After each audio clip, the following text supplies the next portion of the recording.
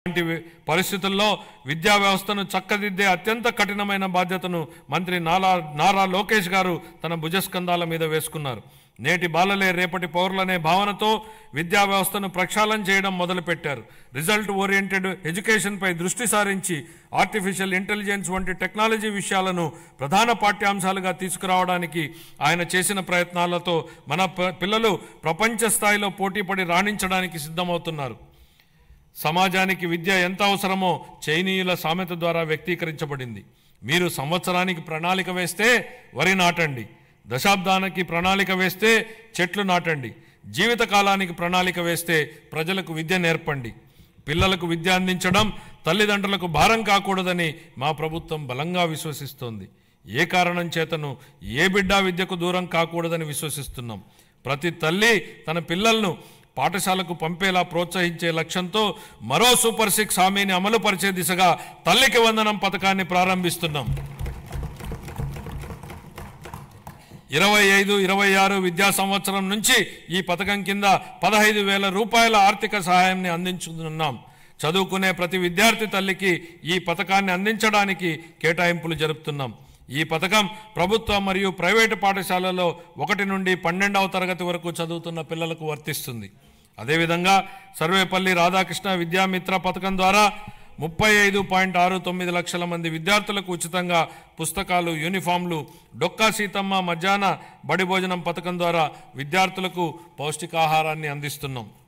ఉపాధ్యాయులకు స్నేహపూర్వక వాతావరణంలో కూడిన విద్యా వ్యవస్థ కోసం గౌరవనీయ మానవ వనరుల అభివృద్ధి శాఖ మంత్రి నారా లోకేష్ గారి చొరవతో మా ప్రభుత్వం అన్ని ప్రభుత్వ పాఠశాలలకు ఉచిత విద్యుత్తును అందించాలని నిర్ణయించిందని గౌరవ సభకు ఎంతో సంతోషంగా ప్రకటిస్తున్నాను.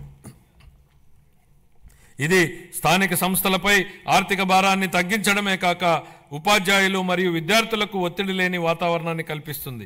25-26 ఆర్థిక సంవత్సరానికి పాఠశాల విద్యాశాఖకు 31,805 కోట్ల రూపాయలను కేటాయింపును ప్రతిపాదిస్తున్నాను.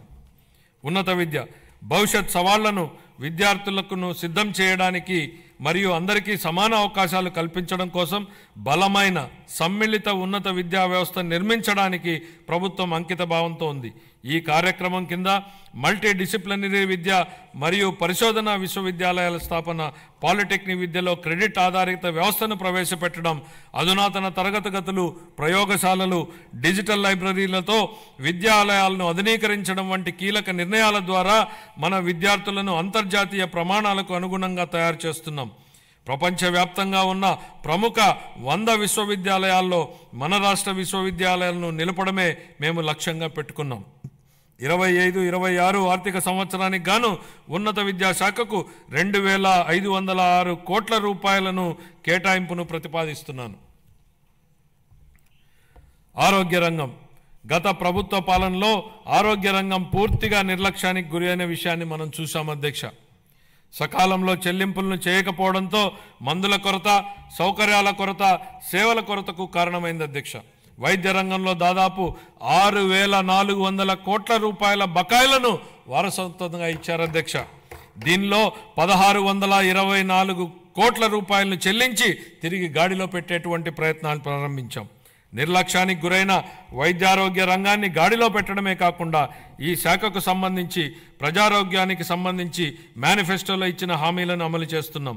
దీనిలో భాగంగా ఇప్పటికే ఉన్న ఎన్టీఆర్ వైద్య సేవ పథకానికి తోడుగా ప్రతి కుటుంబానికి నాణ్యమైన వైద్య సేవలు అందించేందుకు పేద మధ్యతరగతి ప్రజలకు ఆసుపత్రులకు వెళ్లిన వెంటనే ఎటువంటి ఇబ్బంది లేకుండా కార్పొరేట్ వైద్యం అందేలా పథకాన్ని రూపొందించాం.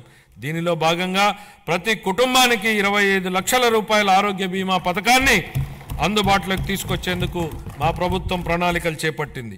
ఈ ఏడాదిలోనే ఈ పథకాన్ని అమల్లోకి తేనున్నాం.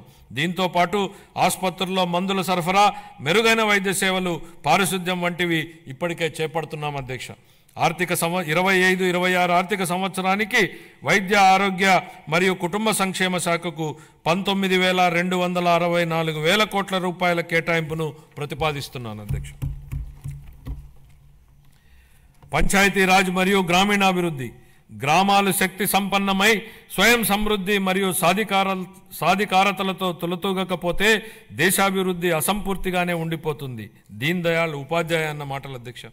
గ్రామీణ ప్రాంతాల అవసరాలను తీర్చాల్సిన గురుతర బాధ్యతను గత ప్రభుత్వం విస్మరించింది. రహదారులు, తాగునీటి వంటి కనీస అవసరాలను పొందడం ప్రజల హక్కు అయినప్పటికీ గత ప్రభుత్వం వీటిపై దృష్టి పెట్టలేదు.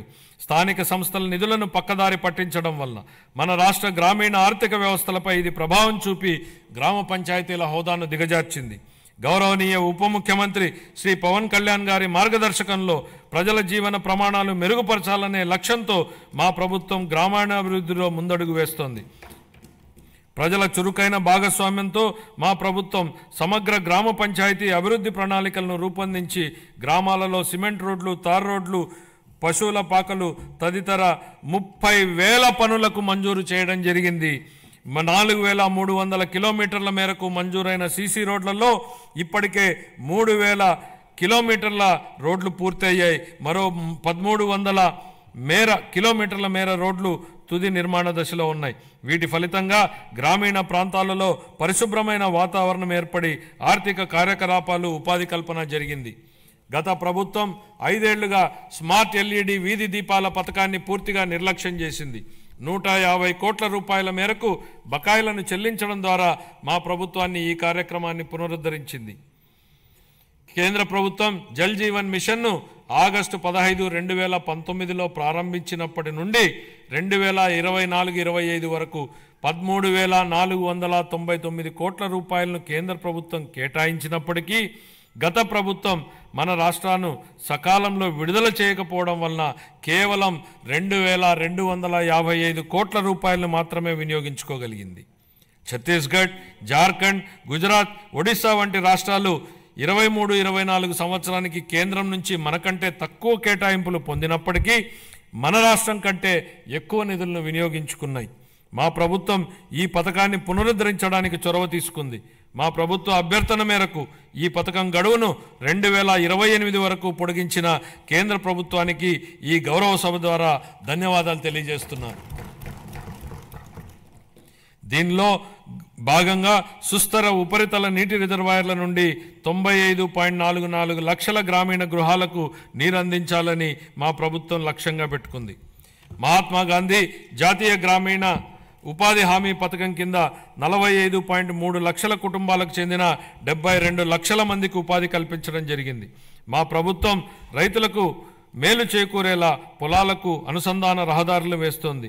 అన్ని గ్రామాలలో స్వచ్ఛ భారత్ మిషన్ కింద ఘన మరియు ద్రవ వ్యర్థాల నిర్వహణ కార్యకలాపాలను చేపట్టడం వలన అవి పరిశుభ్రమైన మరియు ఆదర్శ గ్రామాలుగా మార్పు చెందనున్నాయి. గ్రామీణ ప్రాంతాల్లో మౌలిక వసతులు, రోడ్ల నిర్మాణం విషయంలో గత ప్రభుత్వాల నిర్లక్ష్యాల వలన భయంకరమైన భరింపశక్యంగాని వారసత్వం మా ప్రభుత్వానికి వచ్చింది అధ్యక్ష. పల్లెల్లో ఎక్కడ చూసినా గుంతలమైన రోడ్లే కనిపించాయి. వంతెనలు లేక కనెక్టివిటీ లేని గ్రామాలకు అనుసంధానం ఏర్పడుతున్న ఈ రోజుల్లో రోడ్లు సరిగా లేక గ్రామాలకు అనుసంధానం లేని పరిస్థితి గత ప్రభుత్వంలో ఏర్పడింది. ప్రధానమంత్రి గ్రామీణ సడక్ యోజన, ఆంధ్రప్రదేశ్ గ్రామీణ రహదారుల అనుసంధాన మరియు ప్రాజెక్టు మరియు జాతీయ వ్యవసాయ మరియు గ్రామీణాభివృద్ధి బ్యాంకు నిధుల కింద ఈ రోడ్లను అభివృద్ధి చేసే ప్రయత్నాలను ప్రారంభించాం. అన్ని వాతావరణ పరిస్థితులను తట్టుకోగలిగే రహదారులను నిర్మించి అనుసంధానతను కల్పించే దిశగా PM జన్మన్ పథకం మన రాష్ట్రంలో అమలు చేయబడుతోంది. 2025-26 ఆర్థిక సంవత్సరానికి గాను పంచాయతీరాజ్ మరియు గ్రామీణాభివృద్ధి శాఖకు 18,847 కోట్ల రూపాయల కేటాయింపును ప్రతిపాదిస్తున్నాను.